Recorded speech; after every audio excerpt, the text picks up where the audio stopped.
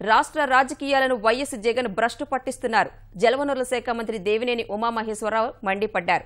కులాలు మతాలు రెచ్చగొట్టేలా వైకాపా నేతలు వ్యవహరిస్తున్నారని ఆగ్రహం వ్యక్తం చేశారు.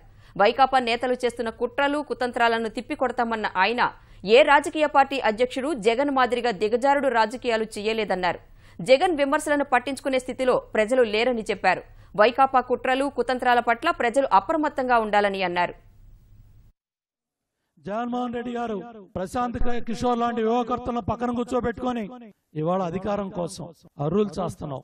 నువ్వు చేసిన ఘనకార్యాలు 3 నెలలకు ధర్నా, సంవత్సరానికి 4 ధర్నాలు, 3 సంవత్సరాలు 12 ధర్నాలు, కోట్లలో కుతంత్రాలు, తుని కేసు, రైలు కేసు, దానాలు, ఈ కార్యక్రమాలతో అభద్రతా భావంతో నీ కార్యకర్తల్ని నాయకుల్ని కట్టడి చేసుకోవడానికి ఇవాళ కుట్ర రాజకీయాలకు పాల్పడుతున్నావు.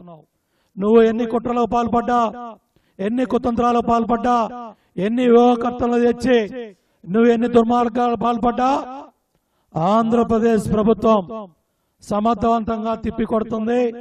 ఇవాళ శాంత కిషోర్ను పెట్టుకుంటావో ప్రశాంత్ కిషోర్ను పెట్టుకుంటావో నీ కర్మ జగన్మోహన్ రెడ్డి గారు.